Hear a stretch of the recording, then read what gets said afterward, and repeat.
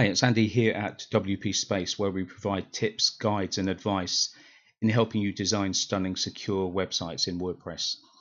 Hi, it's a post here that I'm going to cover. I did this a couple of weeks ago, and really it's my top 10 must-have plugins. Now, many of these plugins might be ones that you use already. I'm hoping there's 2 or 3 gems in here that you haven't used before. What I would say, as ever with all of these, if you're testing these plugins out, please try them in a non-production environment, either offline or on a backed up website as well. So these are my top 10 must-have plugins. I've done extensive testing on these. Some of these you'll be very familiar with, some of these you won't necessarily. So without further ado, let's kick off. So let's start off really with migration. So there's many different plugins out there for migration. All-in-one is a very simple solution. A lot of my websites I use are for demo purposes, so they're quite small in size, in which case this is the free version, as all these plugins I'm talking about here are free versions. There's Duplicator as well, which is a great migration tool as well. This tends to be a sort of one-button solution for smaller sites. There is a pro version for this, which obviously unlocks the size limitation, but I found this to be a very simple, quick and easy plugin to use for migration.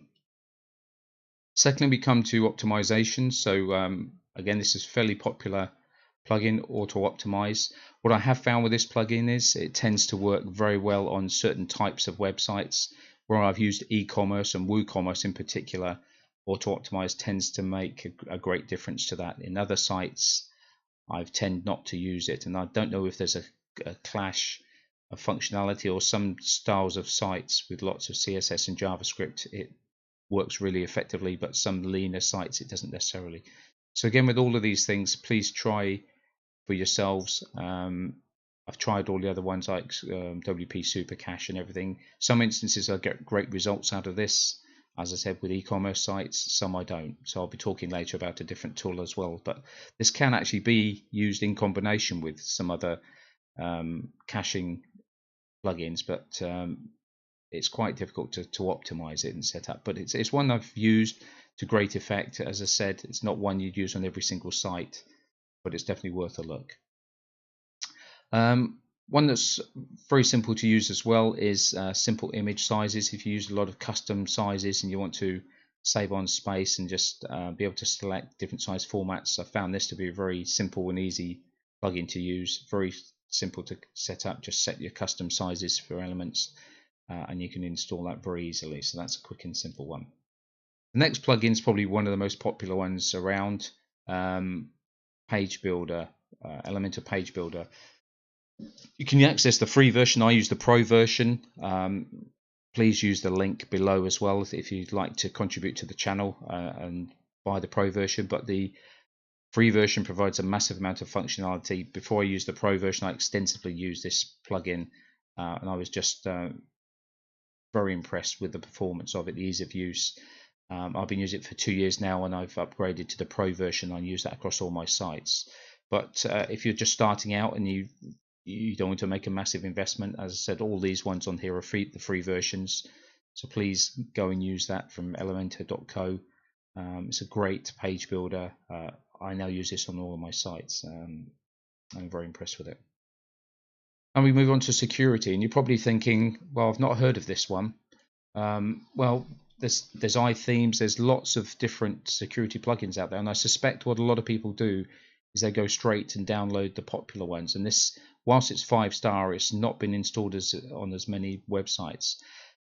And I started using a lot of the other popular security plugins, but what I found was I kept on looking at Shield because there's more functionality included in that, and it would mean that I could reduce the number of plugins that I was using, whether that's on the brute force, the anti-spam, many different reasons why I kept coming back to this. Also the low footprint as well. When I've installed this on websites, the performance hit is minimal, whereas some of the other security plugins tend to be a bit more complex, take up a bit more space and processing performance as well.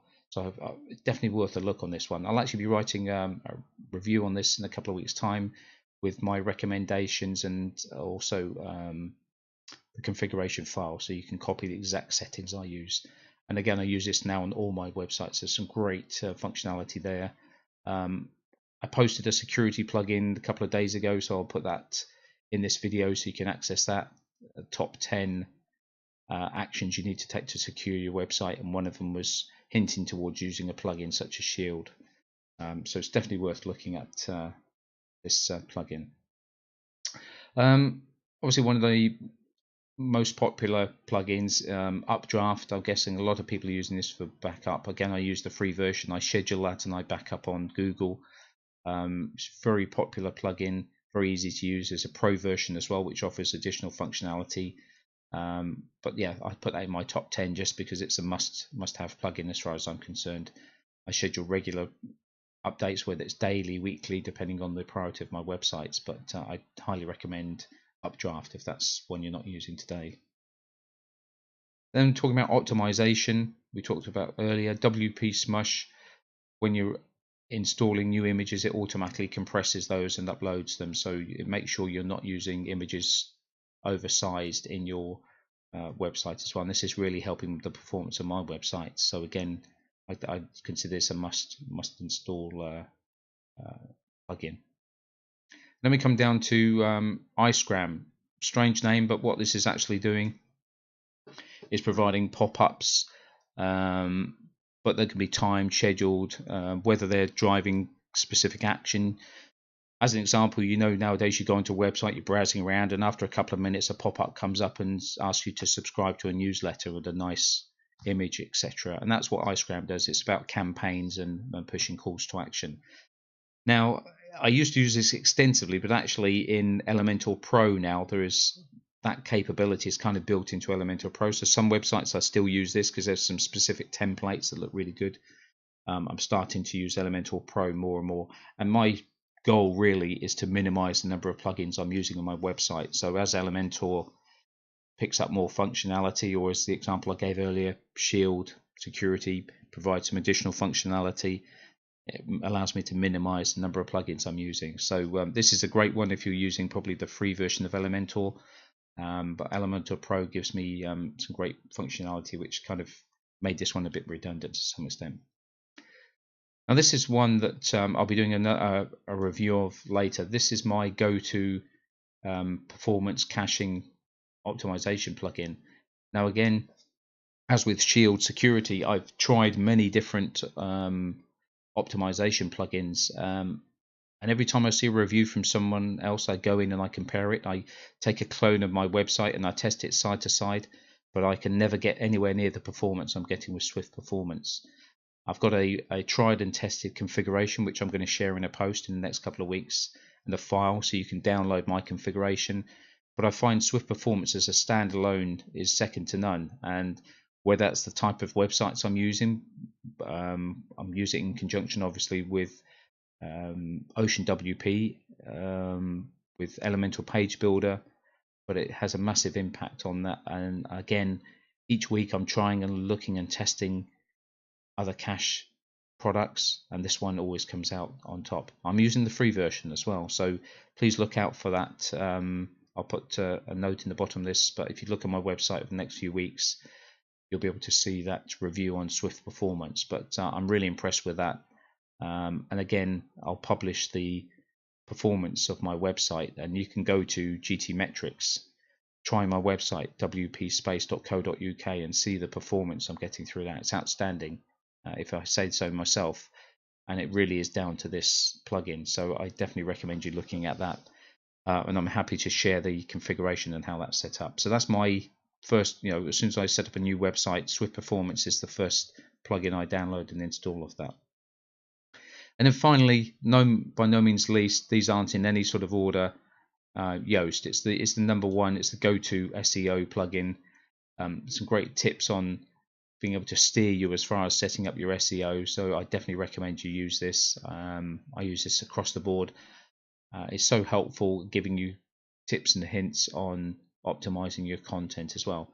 So again, this is Andy at WP Space. Hopefully you found this of use. Please look at the links below. There'll be some useful information there. Watch out for the next couple of weeks where I'll be doing a security post, one on Swift Performance, These are my top 10. Please comment below if you've got some alternative ones that you want me to look at. But again, this is Andy, WP Space. Hoping to speak to you soon. Take care.